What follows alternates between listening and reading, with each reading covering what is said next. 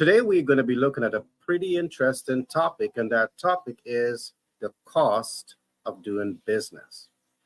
Now, one of the things that we see is that many rising stars get into business, and often you underestimate the cost of doing business. And just let me expand on this just a little bit.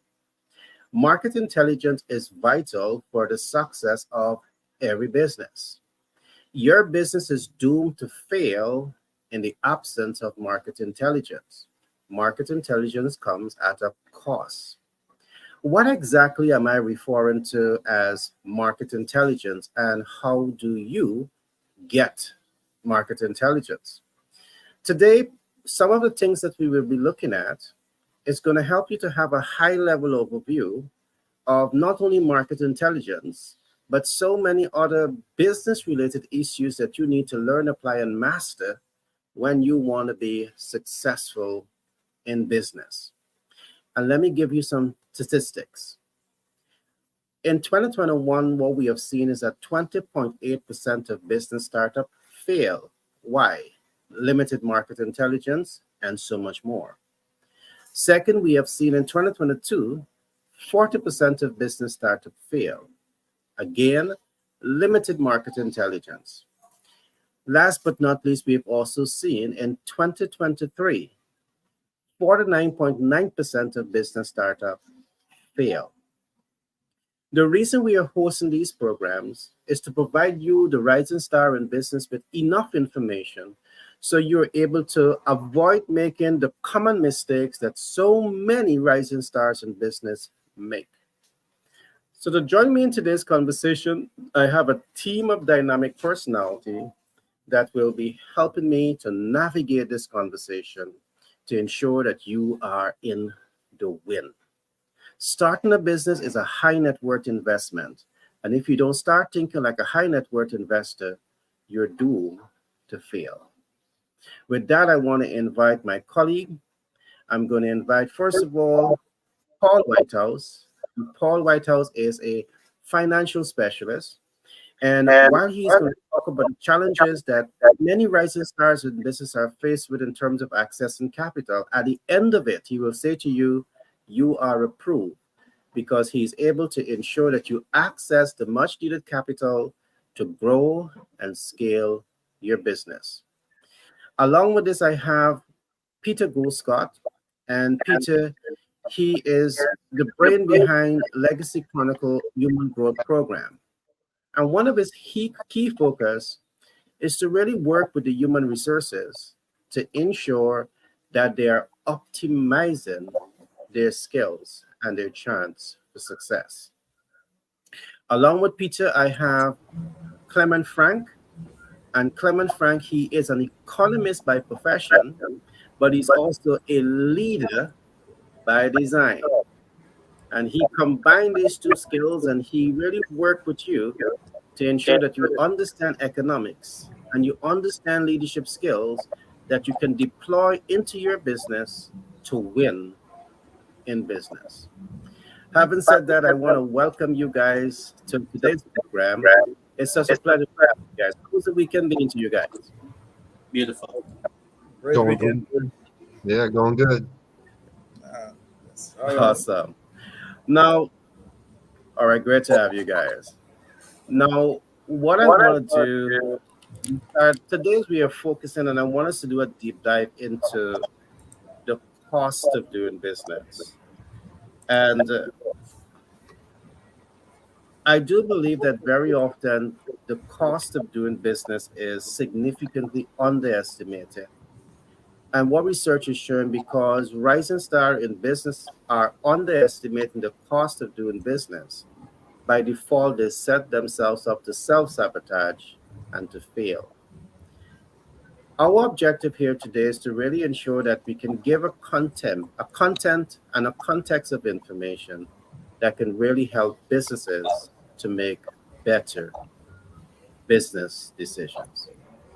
So with that being said, before we go deep into today's program, I want to introduce Paul and ask him to talk to us a bit about financial instruments.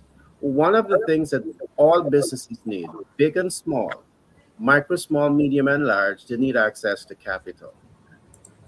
While capital is available, many businesses seems to be somewhat not completely aware of capital or the types of capital that are available. So I'm going to ask Paul to give us a brief walkthrough of some of the financial instruments that we are likely to get from you. All to you, Paul. Thank you, Gary. Thank you. Well, financial instruments that are available. Equipment financing is available because businesses typically require equipment. Some don't. As a consultant, I really don't need a whole lot of equipment. I'm sure there's a few others that I just can't think of right now that really don't need equipment. But I'm going to go ahead and say 95 or more percent of businesses need equipment. Dump trucks, bulldozers, semi trucks, large pieces of equipment that you bolt to a factory floor to manufacture goods and products. So that's all equipment. We offer equipment financing for you through equipment leasing, and we do that through a network of lenders. Okay, real estate financing, commercial and investment property, got you covered there. And both of those two things, equipment financing and real estate financing, can be accomplished with any level of credit. Okay, excellent credit, obviously, you get the lowest cost of money, best deal structure, and best of everything. And that's what we do at Patriot Business Finance Consultants is ensure that you get the lowest cost of money and the best deal structure. Okay. But let's say you got difficult credit and you were declined by your bank last week and you feel hopeless. Don't feel hopeless yet. Give us a shot because our lenders are not banks. They're specialist lenders. Banks have a certain criteria, and if you're 1 point below their minimum credit score, they're going to have to say no to you. They don't have a choice. But the lenders that we represent, they have choices. It's their money. They put it out there. So, a lot of cases, zero credit score, you can get approved for financing. Sounds great, right? What's the trade-off? Well, it's not cheap. It's more expensive, obviously. So startup businesses, more expensive. Difficult credit, more expensive. Um, there's some things that don't require your personal credit to be good, only your client's credit to be good. That would be factoring, that would be purchase order financing. So we got you covered on those. Okay. Raising capital for a project. When I say raising capital, I'm talking about raising investor money. That's available to you. On the subject of what we're going to talk about today, the cost of doing business. Some forms of financing don't require you to put money down. Some. Factoring doesn't, purchase order financing does not. Equipment financing, typically you're going to have to put the first payment up. You got to put the first payment in advance with good credit. With difficult credit, you might be looking at a 15, 20, 25% down payment to get the equipment financed. So, but that's the forms of financing that we offer. And I guess we'll get a little bit deeper into the cost of doing business and how it relates to financing as the show goes on. Exactly. Now, what Paul has done here, because many of you might say, yes, there's a heavy cost to start and scale the business. To do business in the right way, it's important to recognize that there's a cost for human resources, there's a cost for technical resources, there's a cost for capital resources. Now, you might want to say that, hey, I can't reach the capital cost. And I want to say to you that that's not the absolute truth, because what Paul has just done, he has given you a menu of financial instruments that you can access to cover the cost of doing business so you don't have to struggle through this process. All right. So I just want you, our listening audience, to recognize the heavy lifting that we are doing for you to ensure that you get this kind of information so you can win in business. Now, there's a couple of things that I want to say. In starting a business, it is necessary for you to do the necessary due diligence.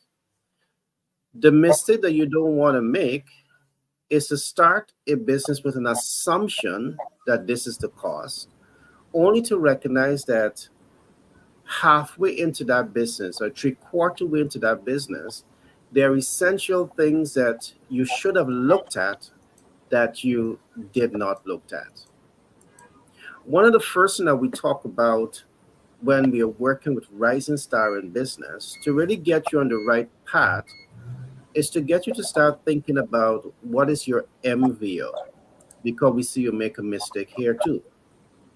You go to market with your maximum viable offer, meaning that you have multiple great ideas that you're playing around with, and you go to market with that, forgetting that you have limited human resources, limited technical resources, and limited capital resources to move three, four, five projects forward at the same time.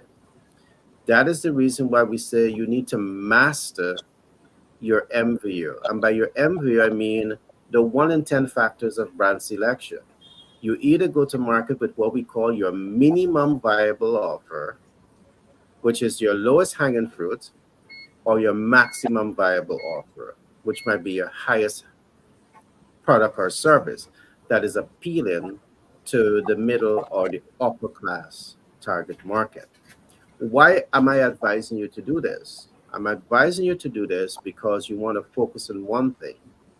Because that one thing you're now focusing on, the limited human, technical, and capital resources that you have, you can now put all of those resources to that one product.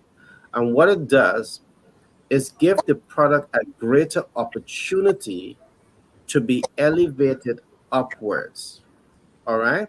All of your resources, now that you have taken the time to build out this brand, you now have to focus on the next step. So you have built a strong brand. You have identified the ideal client's needs, wants, and expectations. You've aligned your product or service to the needs, wants, and expectation of the ideal client. What's next? There's a cost to what we call visibility.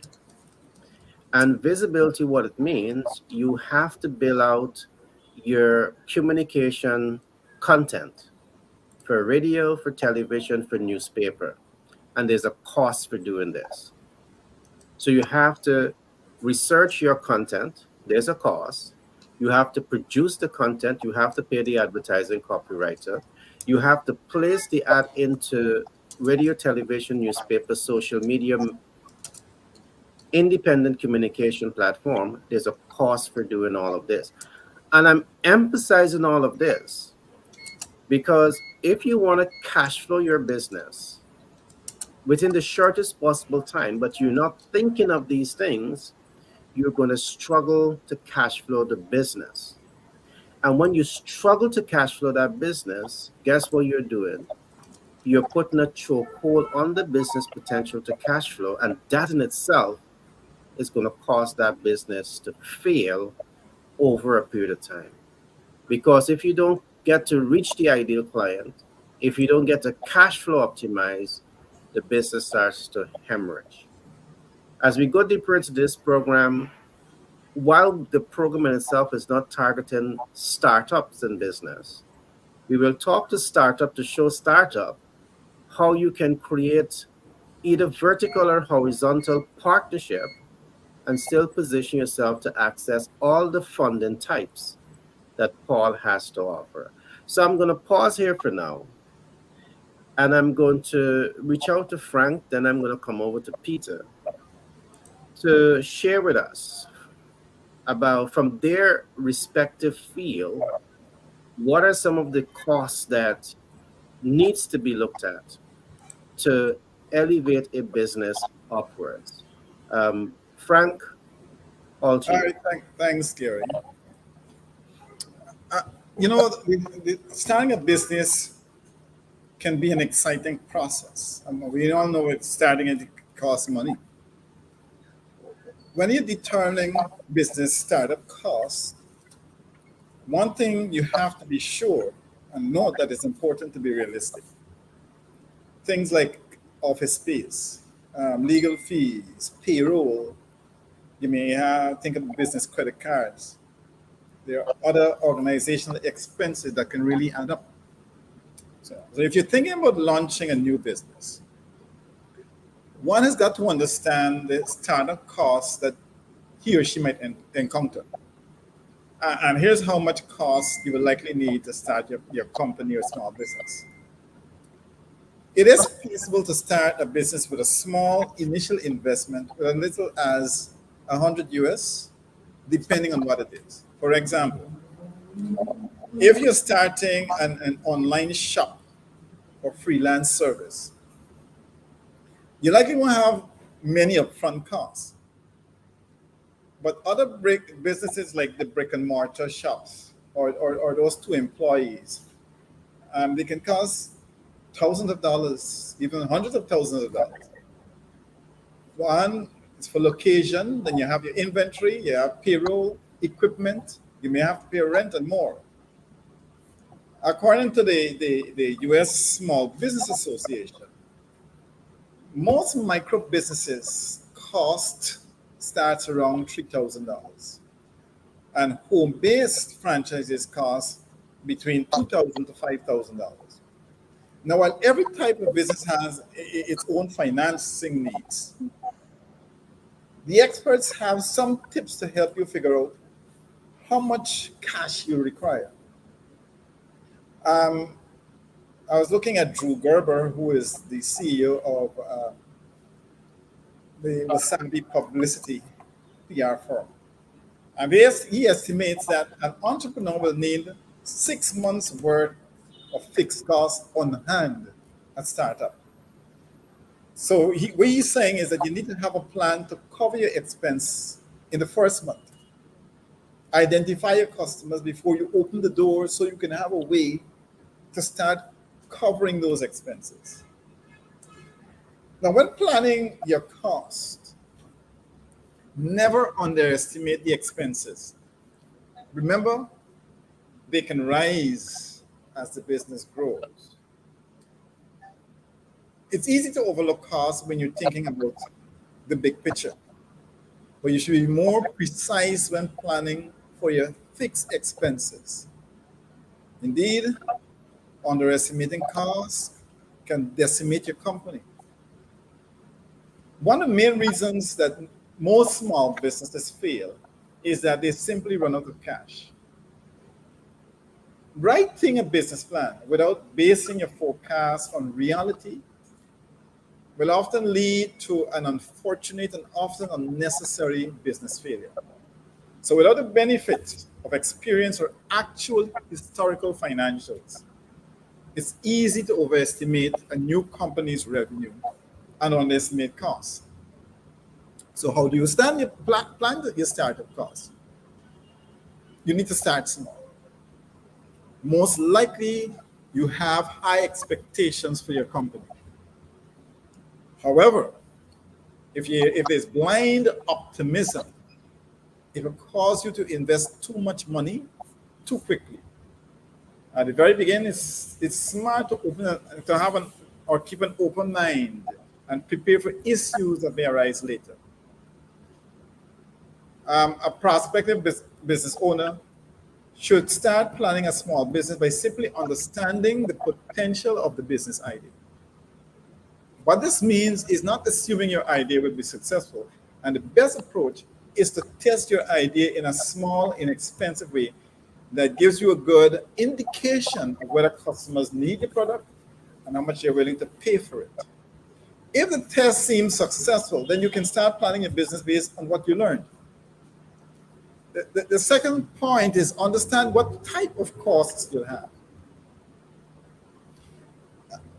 There are various types of expenses to consider when starting your business.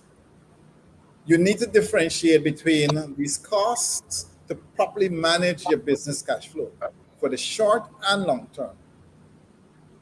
According to E.L. Shinar, who is a former CEO of Fundbox, which is a cash flow management company, he says that there are a few types of costs for new business owners to consider. And the first one he says one-time versus ongoing costs. One-time costs, one-time expenses versus ongoing expenses. One-time expenses will be relevant mostly in the startup process, such as the expenses for incorporating a business registration, and so on. But if there's a month when you must make a one-time equipment purchase, your money going out will likely be greater than the money coming in. And this means that your cash flow will be disrupted that month, and you will need to make up for the following month. I have a business with vehicle, so all the time the vehicle's going good, but there comes a time when you need new tires. Something may go wrong with the engine, and I find that in that period when the vehicle needs to be looked at, the amount of expenses for the repairs and services, though it's a one-time thing for now, it's costly. And while it does, it eats into your other costs, your other expenses. So this means your cash flow can be disrupted. And so you'll need to make up for it the following month. Ongoing costs, by contrast, are paid on a regular basis. That includes expenses such as your utilities. And your utilities do not generally fluctuate as from month to month.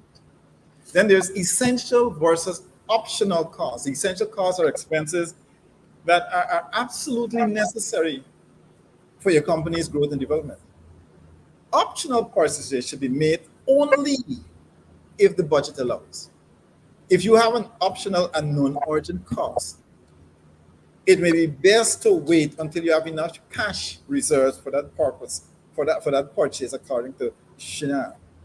Then you have the fixed versus variable costs, and I'm bringing economics into here. Fixed expenses such as rent are consistent with month to month, whereas the variable expenses depend on the direct sale of products or services. And there's a reason that comparing the best credit card processing providers is important, because the processing rates are a variable cost that you want to regulate or regularly review to ensure you're getting the best deal. Shinar noted that when you have fixed costs, they may eat up a high percentage of revenue in the early days, but as you scale, as you scale up, the relative burden will become negligible. So what are most common startup expenses you have? It's important to understand that there are different types of costs you'll have as a new business. When you look at it theoretically, it's good to take note of what costs are fixed, what costs are variable, what costs are essential, and what costs are optional. But let's go and get real. I off my head, I can think of a short-lived cost you likely have as a new business. The first one is what we're doing here, web hosting and other website costs. Then you will have rental space for an office furniture, of course, labor. Then you need basic supplies. You may have to get a basic technology or computer, whatever. Of course, insurance is important here. License or permit fees, advertising or promotions, and business plan costs. And I have to state licensing or permit fees because I work with a revenue, which is similar to the IRS. And there are certain licenses that you need to take out as a business owner for your startup. Then there are typical costs for startups. For example, no organization will have a similar cost that I'm going to state right now. For example, rent. I can give an average cost of some business having $2,750 US per month. Then there's website designing and hosting, may cost another 2,000 US. Of course, you'll have payroll. So if you have like 5 employees with a $35,000 a year salary, that's $175,000. Then you have your advertising and promotion, whatever the PPC buys in your sector, which is another $5,000. Your basic office supplies, which is paper, pens, and so on, is minimum of $80. So when you you calculate the total of it annual, it can come up to like over $184,000 to $185,000. So what you need to do, therefore, is project your cash flow. And this is another critical aspect of a starter's financial planning. William Brigham, who is the director of the New York Small Business Development Center, which is in Albany, he advises new business owners to project their cash flow for at least the 3 months of the business's life. What he's saying is add up not only fixed costs, but also the estimated costs of goods and best and worst case revenue. He further states that if you borrow money, make sure you know not only how much you borrowed, but also the interest that you owe. Calculating these costs puts a floor on the revenues needed to keep the business viable and provides a good picture of the cash necessary to start up. Now, this is an essential step in maintaining a business financial health. Without being realistic about your cash flow and debt, you will not be able to get your business off the ground, especially as other costs begin to build. And what Garber recommends is starting a business without borrowing at all, if possible. Because he says he believes that borrowing puts a lot of pressure on any business and its owners, as it leaves less room for error. He's not saying here, mind you, that you should not borrow. But if you can afford to start the business without borrowing, and it's possible, do that so that you'll take the pressure off of you as a new business owner. So you need to do your best to explore all of your funding options. If borrowing is your only option, then you work closely with the lender to ensure your business is financially able to handle the commitment. You need to keep in mind that when it comes to small businesses, personal assets are often on the line. And once you get your business going, which can connect directly to your bank account, you can use QuickBooks, an accounting software. There is also another called FreshBooks. And all of these can connect you directly to your bank account to track your expense throughout each month during tax season. You need to figure out your financing methods. So once you have determined your costs and projected your cash flow, you will need to consider how to pursue financing. How you obtain funds will affect the future of your businesses for years to come. Personal savings, which is loans from family and friends, government and bank loans, government grants, are just a few potential funding sources. And many companies use a combination of different sources. Herndon Davis, he says that additional funding can come through establishing business credit and different lines of credit through piggybacking scenarios. He also says that there are also small business loans and angel investors willing to step in at certain stages. At this point, your startup should show established clients or customers, growth since inception, a unique positioning in the marketplace, and a clear business plan on how to grow with the additional funding. And when I see angel investors here, I smile because I think of Paul as an angel coming in to save you. Well, how much cash will you need? So, as we've stated, the money you need to start your business depends on all various factors. If you're opening a brick and mortar store with expensive rent, it requires high quality equipment, might cost hundreds of thousands more than offering freelance service with no initial investment. So before pursuing your business, analyze your potential costs and determine whether you're financially ready and committed to the journey of entrepreneurship that you desire. Wow. Well, that was a lot, Frank. You've made a number of great points, but as you speak, I can reflect, sometimes you start a business and you get excited with the cash flow projection. But one of the things that we often talk about is that in doing a business, yes, you want to project your cash flow, but it's important for you to understand what are your expenses. We call them income expenditure on your balance sheet. Because very often when you measure the income against the expenditure, it leaves very little or not much at all in the balance sheet.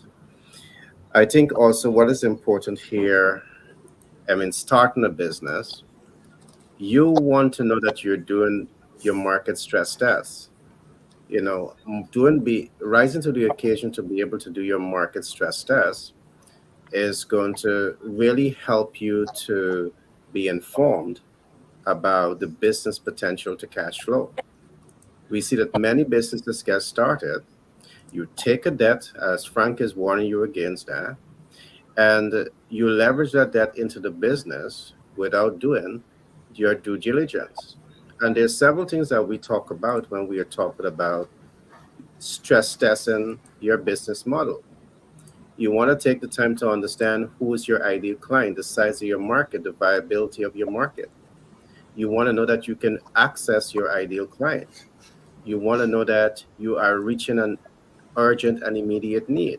Can you imagine starting a business and you just didn't take the time to identify if your product or service is going to reach an urgent and immediate need? It is that awareness that is basically going to help you to understand the urgency of the ideal client to invest with you. If you stress test and you build out the right relationship along the line of where you're stress testing, you're going to have better information. We call it market intelligence. The last point that I want to make here, you can do all of this, but guess what you didn't do in the stress test?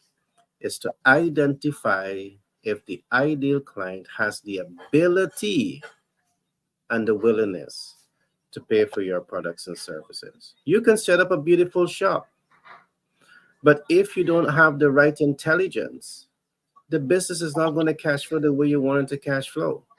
So Paul can allocate capital here to you because he has good intention. He want to help you to grow and scale your business, but because you are not doing the due diligence, and there's a cost for doing all of this, you take the capital and it's mismanaged because you didn't have the right information. There's a couple of things that I want to say just before I come across to Peter. While a lot of the financial model that you're going to get from Paul is not necessarily set for business startup, it is set for businesses who are in operation. I want to say that at business startup, you're not exclusive because there's a number of creative best practices that you can adopt. One of the things that you can do as a rising star in business who don't have historical financial data, you can engage in what we call a partnership. A partnership can go vertically or it can go horizontally. Now, what that means, you're establishing a business working relationship with businesses that might have had 5, 10, 15, 20 years in business. So because you have that partnership, they give you an endorsement where you assume their financial history. And because you have their financial history and positive track record, guess what? Every financial institution wants to do business with you. But to be able to achieve this, you must be good at what you're doing. And that's why, again, you need a strong MVO. You need to stress test that MVO. And you need to have the ability to sell and communicate very clearly to your partner that your proposition makes a whole lot of sense. And with that, the sky's the limit. Frank, while you were talking, one of the things that I recognize that people need, and you're in this field itself, people need to learn, apply, and master negotiation skills. Because with the ability to lead in negotiation skills, instead of going straight into debt financing, they can negotiate equity financing. And guess what? They're not obligated to that monthly debt obligation because they have equity partner, and the equity partner is helping them to cushion them through that entire startup phase. So that was a great share. I want to come, Peter. I know Peter has the CAP formula that really helps people to get a deeper insight in terms of how to manage that startup phase. So I'm going to ask Peter to walk us through some of those strategies. Yeah, Gary, and thanks for the opportunity to communicate these values to our listening audience, because you have a lot of individuals out there who want to get involved. They have this passion that they want to take to the marketplace, and sometimes they do not know where to start. So programs like these give individuals some inspiration. As a matter of fact, when I was starting out about 10 years ago, it is programs like these that I was able to tap into to really begin to, formulate what the value we had to take to the marketplace. And as we're talking about cost, and Paul mentioned, one minute, guys. Just Paul mentioned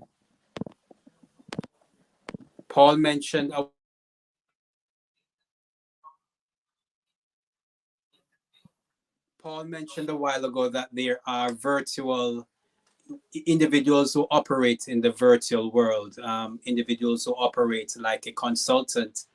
While there might not be a cost in equipment and real structures that cause the business to thrive, there is a big cost that is essential for individuals who are going to really succeed.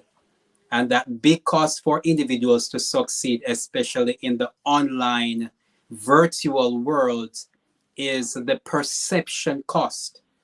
Because now you have to prove, without a practical product, without a product that can be touched, you have to prove that this product, this service that you are presenting to the marketplace, it is viable and it is life-changing and it will bring impact to individuals. So that in itself becomes real, as much as it cannot be touched, but it becomes real because now you have to tap into the psyche of your audience, the psyche of your prospective customer, and to prove to them psychologically that what you have is good and it will bring transformation into their life. So there is the perception cost.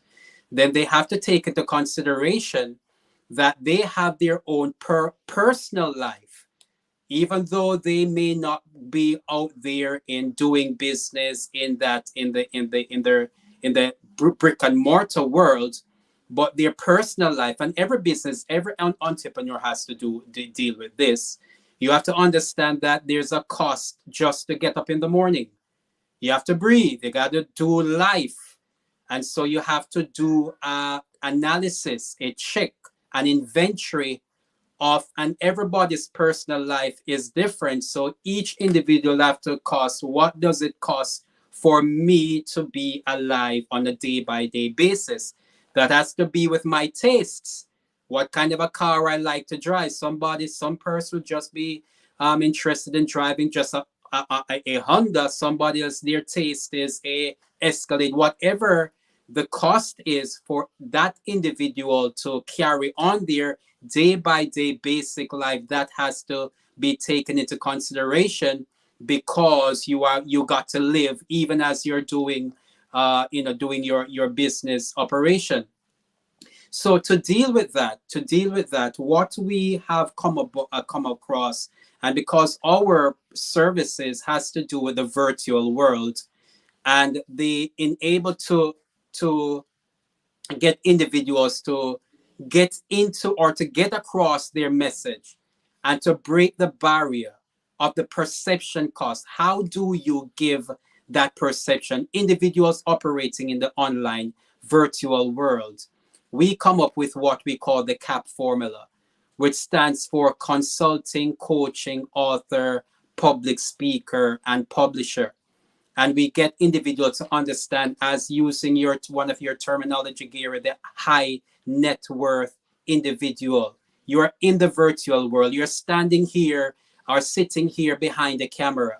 How do you communicate your perception that you are what you say you are, so that the market can trust what we are presenting? So the CAP formula is what we use to do that. And that product, we had to decide how much it was going to cost and realize that this is, as you mentioned again, Gary, we had to look at our minimum viable or medium, and our CAP formula is one of our maximum viable offer, which is a $50,000 product, because what we do is not only to get an individual to become an author of their books, to bring their thoughts to the market, but then we realize in order for them to present their book as something that is viable, then they will have to be able to have a certain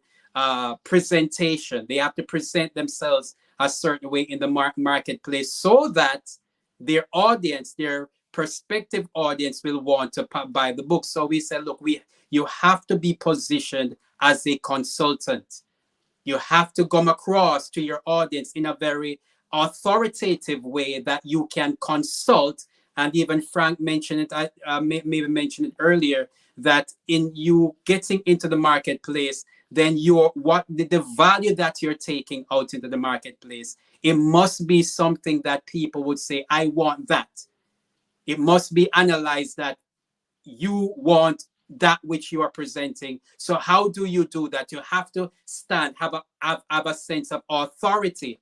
And when you can have that consultant, as you mentioned here, to package your communication in such a way where you speak amply, you speak in a way by which individuals can see that you are not just saying something, but you are speaking with a certain level of know-how.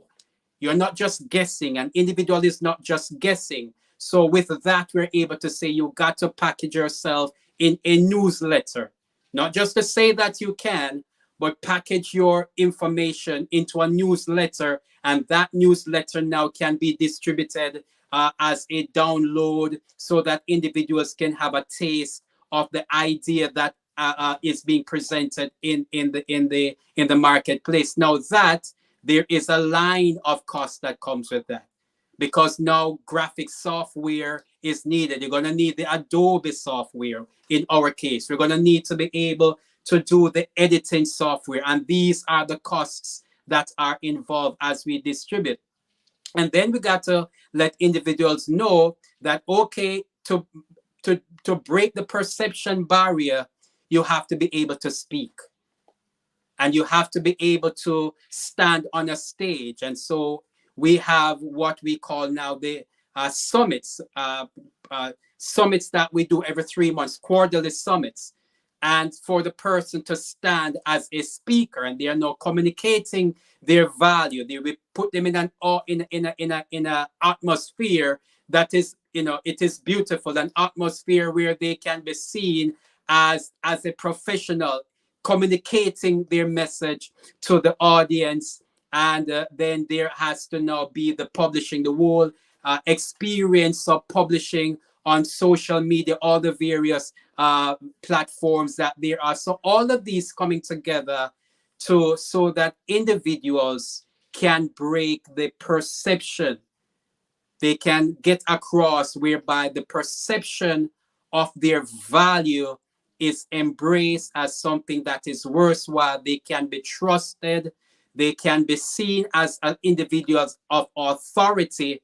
And while an individual may think that standing behind the camera is just the thing to do, and they do not have the weight of the brick and mortar world, but the perception is just as challenging. The perception to get across, the perception for people to really gravitate to what you have to say, And so there has to be some even alignment as this, where you got to now get into other person's fields, somewhat of what we're doing now, where you can share the stage with other individuals, and there are costs involved in doing these kinds of activities as well. So let me just say, so the perception, the personal cost is individual coming into the virtual world. You got to understand your personal cost. You got to understand what it costs you for people to perceive you in the light in which you ought to be perceived, in order for you now to have come across to your pricing, which is going to bring about the kind of profits that will cause you to be viable in the marketplace.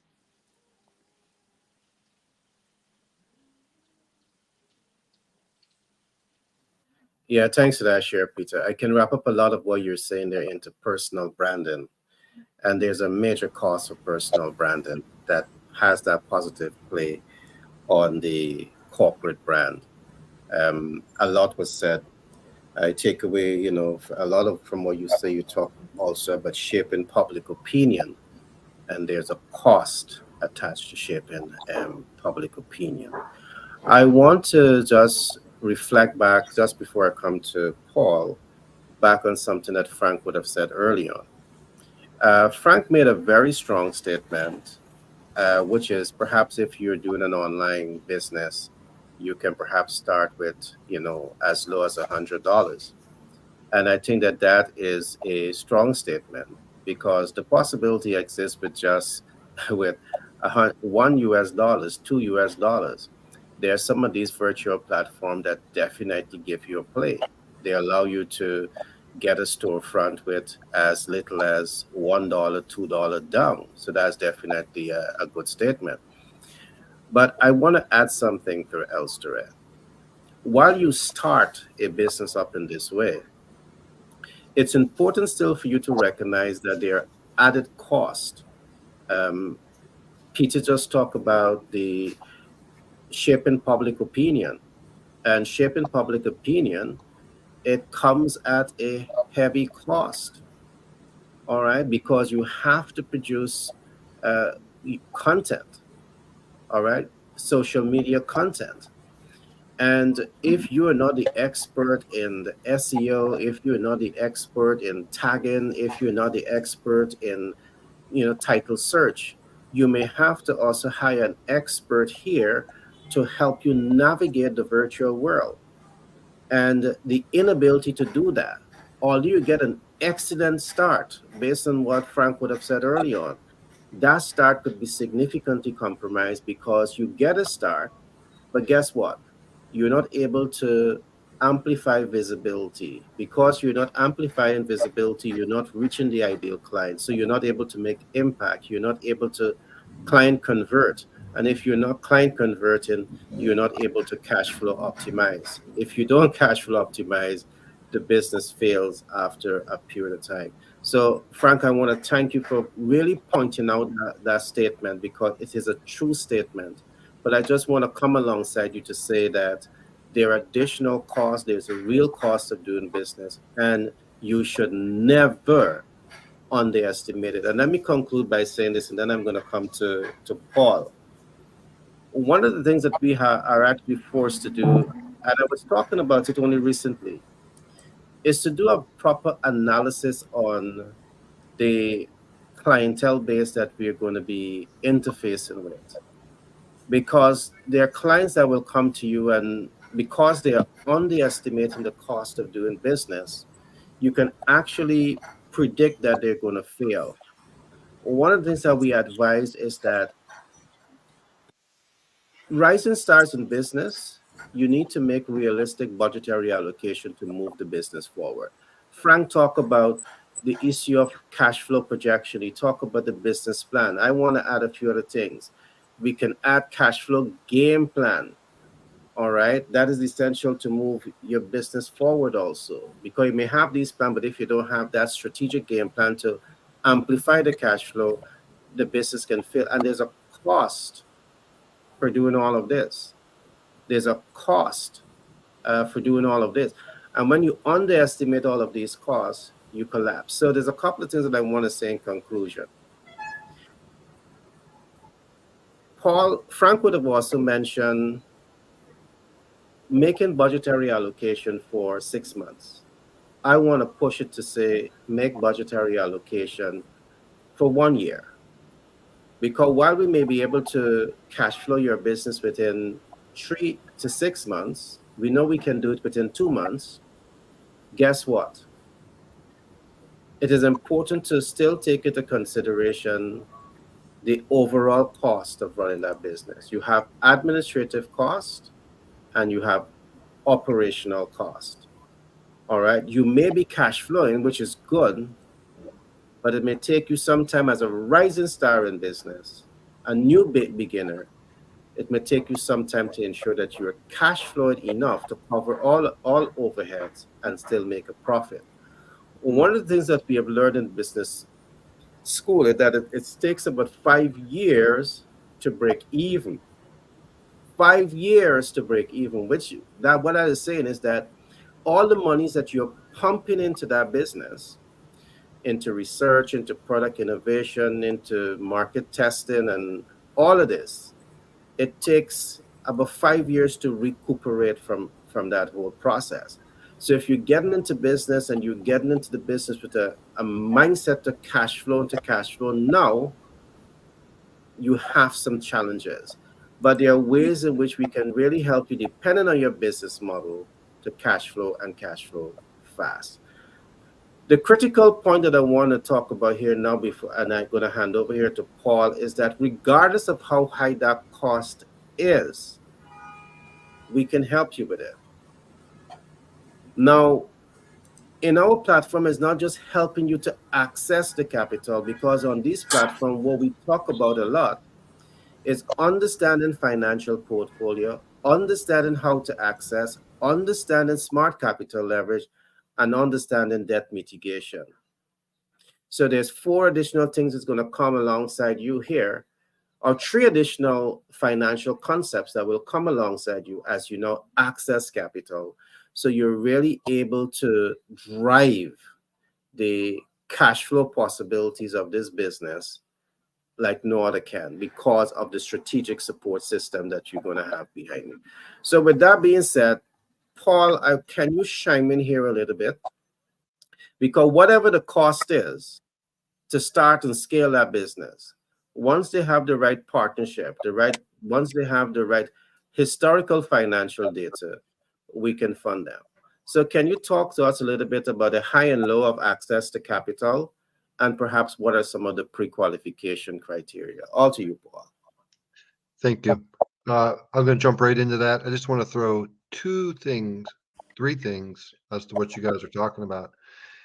Okay. A professional capital raise to build a $39 million business. Here's 3 essential parts of that. When you're dealing with like that, a sincerely, seriously professional capital raise, imagine a box. Everything that you need is placed into the box. Nothing is left out of it. That's the ideal, perfect way to do something. And I know it's not an ideal, perfect world, and sometimes we have to bootstrap and make things happen. Absolutely. I've personally done it myself, and I got a story to tell you a little bit later about that. But a professional capital raise for a $39 million capital raise includes 1 year's worth of raw materials. You've got the cash to buy. You don't got to sweat it. You don't got to worry about, am I going to be able to buy raw materials next month? Because you raised it, because you have it. 2 years operating expenses. You don't have to worry about the lights going off or anything else, because you've got the money. It was part of the plan. It was part of the professional plan. And cash reserves. Cash reserves are important. Emergencies come up, things happen. And I'll tie that into what I'll just tell the pizza shop story real quick right now, and then I'll jump into your question.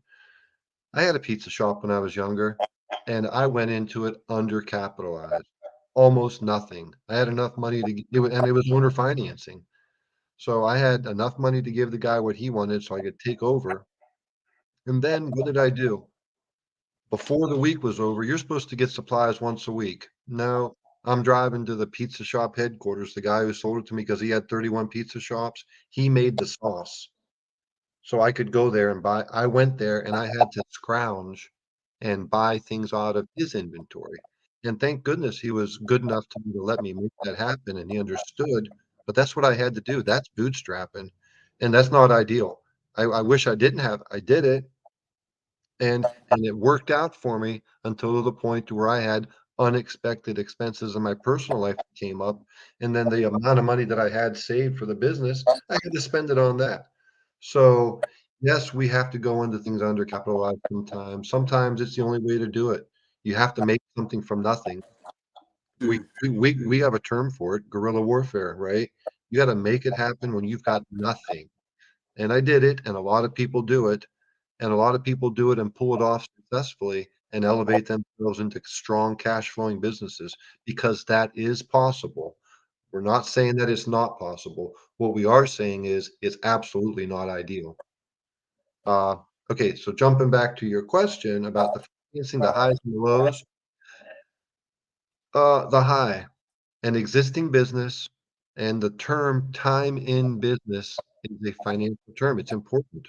If you have, and it's more than 3 years plus. If you have time in business, if you have, if you're cash flowing and you can afford to take on the new debt, you can take care of that monthly payment, and you've got good to excellent personal credit, here's what that looks like. For equipment financing, you're putting the first payment down, maybe two payments, the first and the last. Those are called advance payments. You always have to put the first payment down because you're getting the equipment. You got to pay in advance. That's easy financing. Let's go to the furthest end of the scale, a startup business. Okay. Let's take this another level. A startup, if you have a startup business with a pizza shop, you're going to have cash coming in every day. You'll be able to make the payment at the end of the month. Let's talk about a pre-revenue. I got a real life deal to tell you about. Pre-revenue cannabis company needs to borrow money. We're pulling the money out of the real estate. Okay. What do they want in return to say yes? Well, he's not going to have cash flow until he takes 3 months to grow the crop. Then you got to chop it down. Then you got to dry it and process it. Then you've got to ship it to the buyer. So what does that look like? That looks like 5 months without getting paid. What is that? So what's that going to say on the term sheet? Well, if he didn't have real estate and it was a total startup and he was borrowing everything, he'd have to put 30% down on the equipment if he needed equipment. If he was buying the real estate, every time you buy real estate, doesn't matter good credit or bad credit, you're putting money down, 20% minimum, maybe up to 35%. And then you've got the problem of no cash flow. So that term sheet would say 30% down for the equipment, 25 or 30, 20 or 35% down for the real estate. And here's what else we want. We want 12 months of the 12 of the monthly payments paid in advance, put in an escrow account so that the lender knows they're going to get paid every month. The lender does not want to come in and take the equipment back. That's the last thing they want. They want you to make the payments, all the payments, close the transaction, right? But the worst case scenario is you got to put 12 monthly payments in advance, one chunk of money down in an escrow account so that you can pay the lender. For There's a that. yeah. Well, Yes, sir. yeah, Go ahead. yeah. Just a quick question. What is the actual cost for to fund a project like this? And are your funding source able to provide total funding?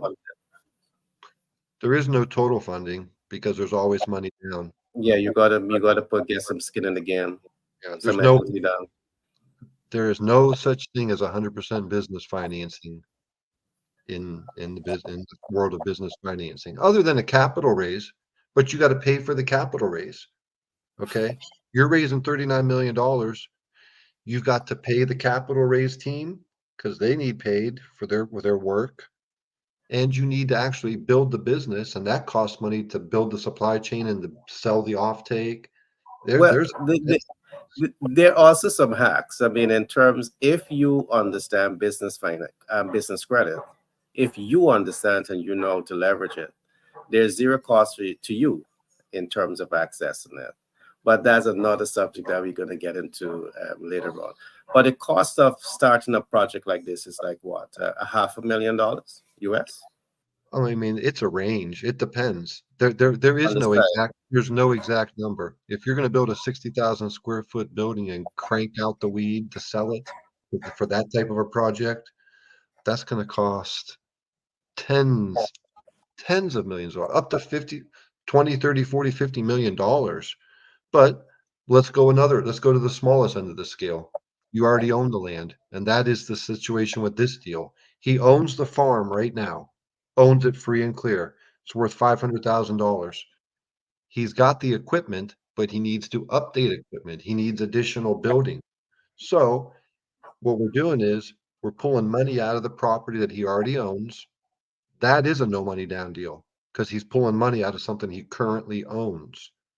And then he's got to just buy the new equipment because he's not going to lease it. He's going to pay cash for it. That's what he wants to do. In other words, he's taking out the equity and leveraging the equity to get the funding to move that process forward.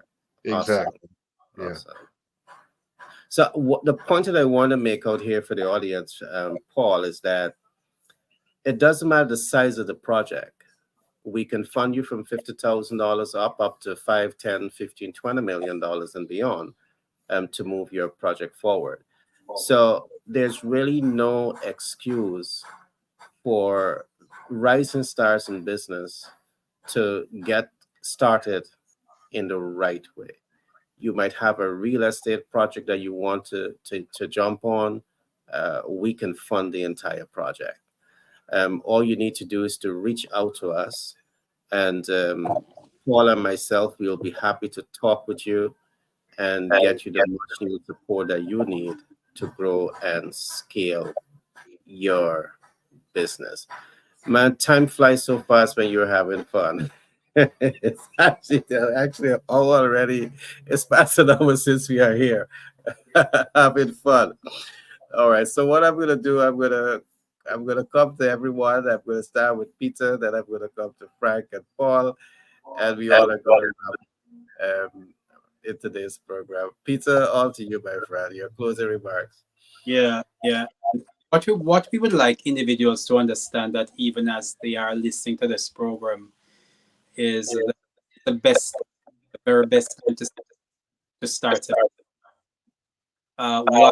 Because if the world is in problem, and there is not a better time, or should I say, there has not been another time in which the problems are so diverse. The global landscape, since 2020, it has been, it's as if we have entered into a twilight zone where the norm, discomfort, and the stress around life seem to become a norm. So in that, what now requires is for individuals to understand that they were born to solve a problem. The reason why they are alive right now is because there is a problem with their names on it. And so the challenge that they have to figure out now is which problem has their name on it, and focus on how they're going to come to the solution. Focus on the solution. What are the solutions that there are?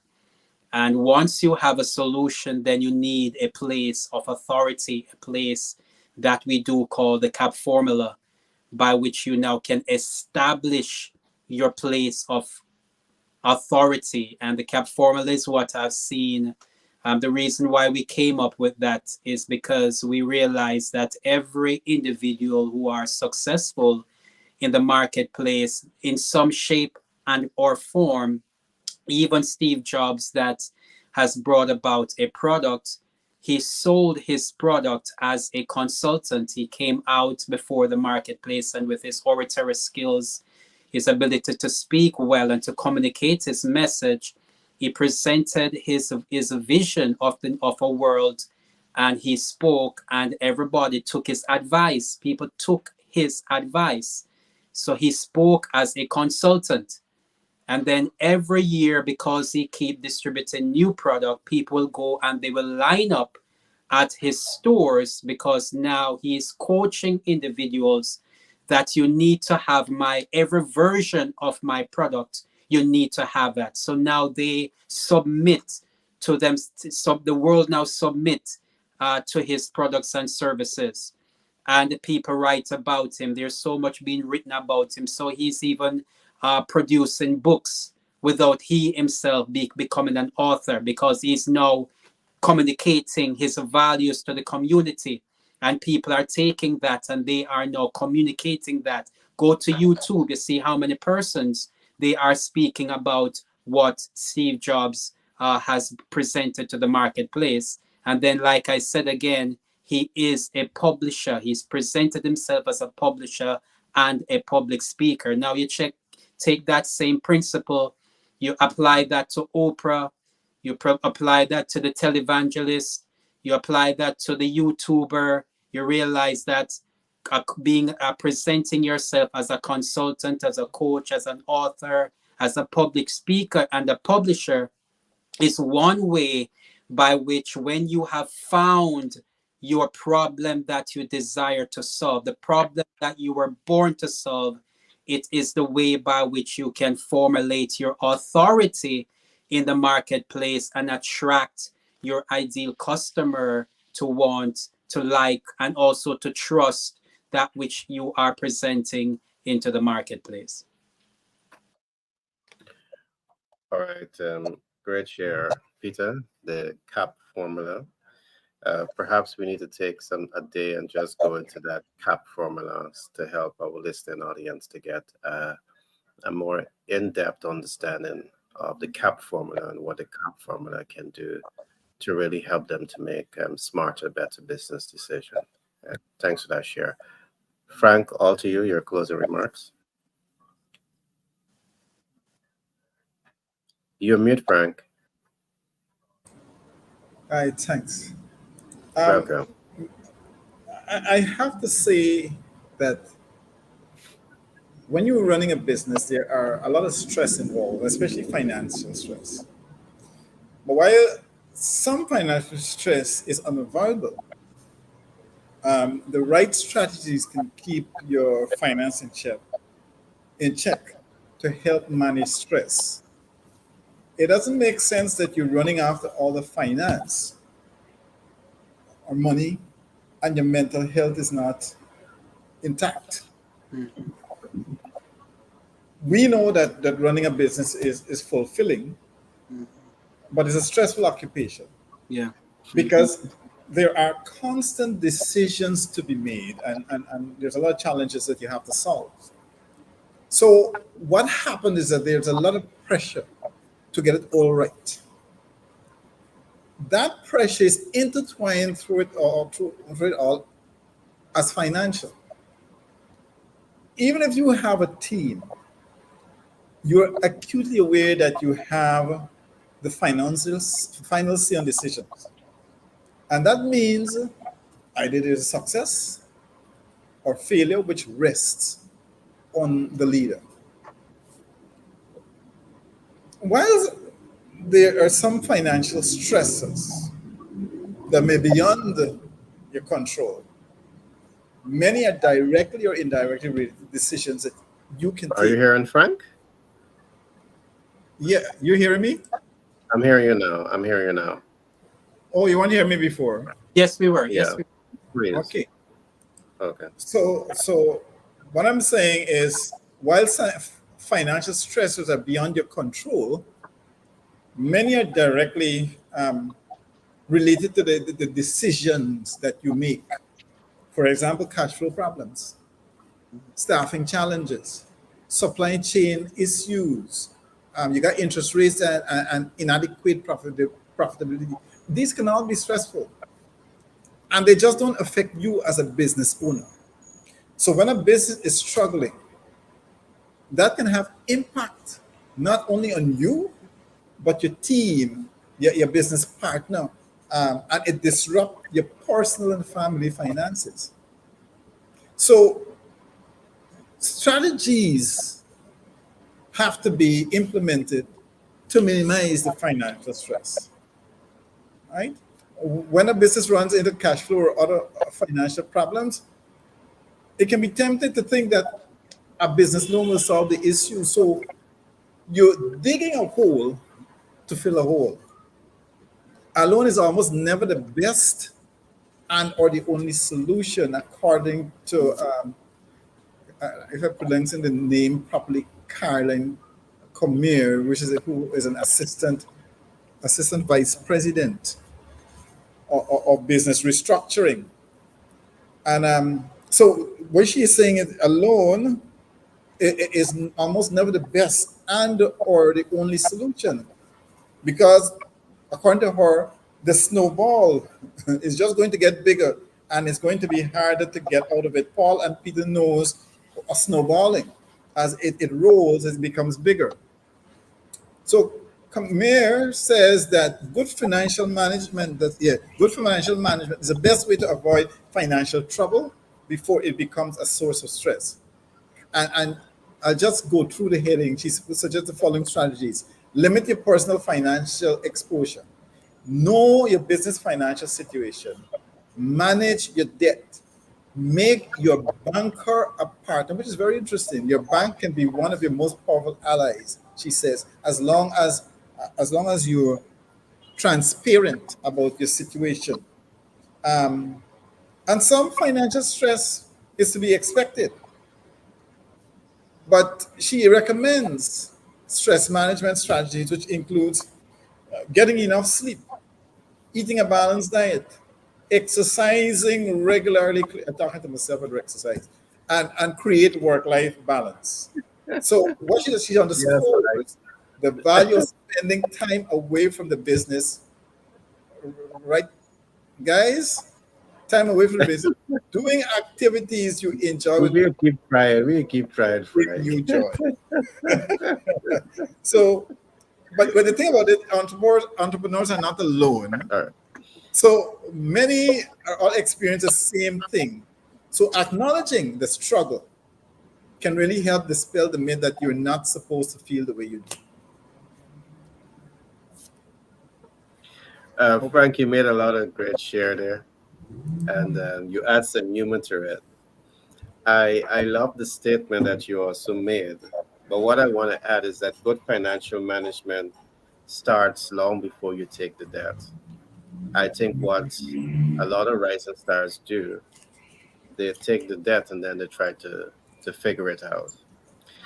Now, there's so much that I want to say on the financial matter, whether should take the loan or not take the loan. For me, that's subjective. It depends on the project and how the project is cash flowed, and it depends on the loan, the cost of capital, and your ability to mitigate all of that.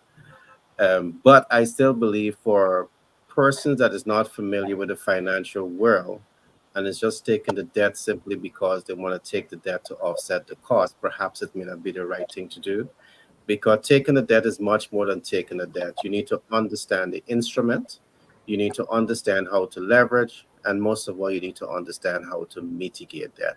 One of the things that I often talk about is that when you understand debt mitigation, you have control over the cost of capital. Frank is smiling because there's so much to the subject matter. But I really love the shares that you would have made. I do believe they are valid, and I really trust the listening public is taking away a whole lot from what is being said today. Uh, Paul, all to you now, my friend. Your closing thoughts on what we would have talked about today and the cost of capital. Can you give the public the assurance that they are approved, they can come to us, they can get the capital, whether it be $50,000 or $50 million, US dollars we're talking about here to move their vision forward. Can you talk to us a little about that? You just Can hit you all, give them assurance? yeah, Yes. no, you just hit all my bullet points right there. So awesome. We think alike. Okay. Money is available for your business. You are approved, and help is available right here, right now with this team. And don't wait, act now. Okay. Creativity is a very vital thing. And I think sometimes creativity is lacked because if you get declined from the bank, you might think, oh, it's over with. I'm not going to get approved anyway. That's just not true. A bank is one source. And remember, your bank is only going to do what they can do. They can't step outside of the bounds. The loan officer has no authority to say, if you're 2 points less than the minimum score, he can't approve you. It's over with there at the bank.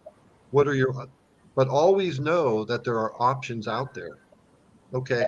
What are the options? What's creativity? What's guerrilla warfare? Guerrilla warfare and being creative is finding it when you can't see it. You know it's there, but you got to go get it. How do you get it? Well, that's what we help you with. A lot of creative ways to do it. Okay, number one, when I say you're always approved, you are. If you got outstanding, good to excellent personal credit, time in business, and you're cash flowing, you got the best of everything right there. And you know, and I know that you know that if you're listening to me right now, you know that. Okay. And Patriot, by the way, Patriot Business Finance Consultants, we're going to do it better than the bank. We're going to get you the least expensive money and the best deal structure if you meet the criteria that I just described. If you do not, let's say you got difficult credit, but you want to get that duplex. You need equipment, you need a new dump truck for your business because business has, skyrocketed and you need more equipment to fill that need, but you got difficult credit. The solution is, and here's the truth, the facts, so don't get hurt when I tell you this in person. If you got difficult credit or you're a startup, money down will be required to get approved. Now, what if you say, I don't have the money down to put down on the new lease? Let's find it. Let's talk so we can give you information on how to get it. And what I would say to that, and what I 2, 3, 4 times a week, I say this to people. Who loves you? You got family and friends who believe in you? I mean, I'm not saying bring them a bad idea and help them to lose their money. I'm not saying that. But if you have a solid business and it's been going good for years and something happened, you just took a little dip in credit score, well, you've got a track record. And sincerely, if you got I know you got there's somebody out there who can help you. There's always somebody out there that can help you with what you need. And in the case of getting approved for equipment lease and you don't have the money down, somebody out there's got it. And if they believe in you and love you, they might give it to you. You got to pay them back, and you're going to have to pay them back that principal plus a little bit extra. Even if they say, no, I don't want you to just give me the money back. I don't want interest. Give them something extra because they took a step for you. They pulled $30,000 out of their house and gave it to you because you're their cousin, their brother, their sister, their son, whatever. They took a risk, but you're always approved. You just got to be able to meet the terms of the approval. But if you don't think that you can do that, don't give up. Keep looking. Somebody's out there. Sometimes it requires taking on a business partner to give you that extra capital that you need. But there's more ways than you believe. There's 360 degrees in a circle, so you literally have 360 angles to look at a problem from. Don't stop after you've looked at it from one angle. You got 359 more degrees to take a look at it from. Paul, you're perfectly correct. I just want to take a little bit from what you said and a little bit from what Frank would have said, and I'm going to give my closing remarks. Paul is perfectly correct when he says that there's a lot of creative financing available to you.